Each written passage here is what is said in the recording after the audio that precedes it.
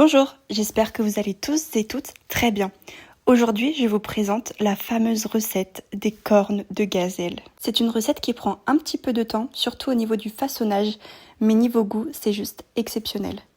Pour ce faire, vous aurez besoin de 500 g de farine, de 2 cuillères à soupe d'huile, 2 cuillères à soupe de miel, 150 ml d'eau de fleur d'oranger, ainsi que 125 g de beurre. Mélangez le tout jusqu'à l'obtention d'une pâte souple et homogène et laissez-la ensuite reposer. Personnellement, je l'ai mise dans un sachet congélation et je l'ai laissée à température ambiante plusieurs heures. Ce temps de repos est vraiment très important. Il vous permettra d'avoir une pâte vraiment très malléable au niveau du façonnage de vos cornes de gazelle. Pour la farce, vous aurez besoin de 500 g de poudre d'amande mixée avec 200 g de sucre glace. Vous les mixez ensemble.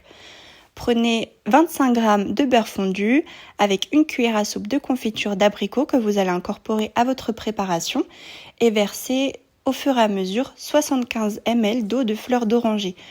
Vous devez avoir une farce plutôt malléable car ensuite il faudra faire des boules de 20 g chacune. Pour ma part, j'ai également laissé poser ma farce quelques heures à température ambiante et j'ai ensuite formé mes petites boules de 20 g. Reprenez votre pâte, vous pouvez voir qu'elle a une texture juste parfaite. Vous allez ensuite prendre ce petit outil, alors je n'ai pas le nom exact, mais c'est une petite roulette crantée qui va vous permettre de faire un découpage au niveau du surplus de la pâte et ça va vous faire du coup un joli découpage. Donc vous prenez votre boule d'amande, vous allez la mettre en forme de boudin un petit peu et vous allez prendre votre pâte que vous allez étaler très finement.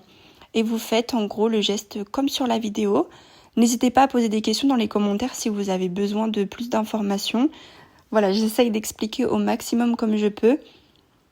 Et vous allez faire ça pour chacun de vos boudins. Et une fois que toutes vos cornes de gazelle sont faites, façonnées, vous allez les mettre sur une plaque, sur une planche, sur ce que vous voulez. Et vous allez les laisser poser toute une nuit. Et le lendemain matin, vous les reprenez, elles auront bien séché. Et vous faites des petits trous pour éviter qu'elles ne gonflent trop. Vous les beurrez, vous les remettez sur une plaque allant au four. Enfournez-les dans un four préchauffé à 180 degrés pendant 15 à 20 minutes. J'espère que cette recette vous aura plu et je vous dis à plus tard. Beslama!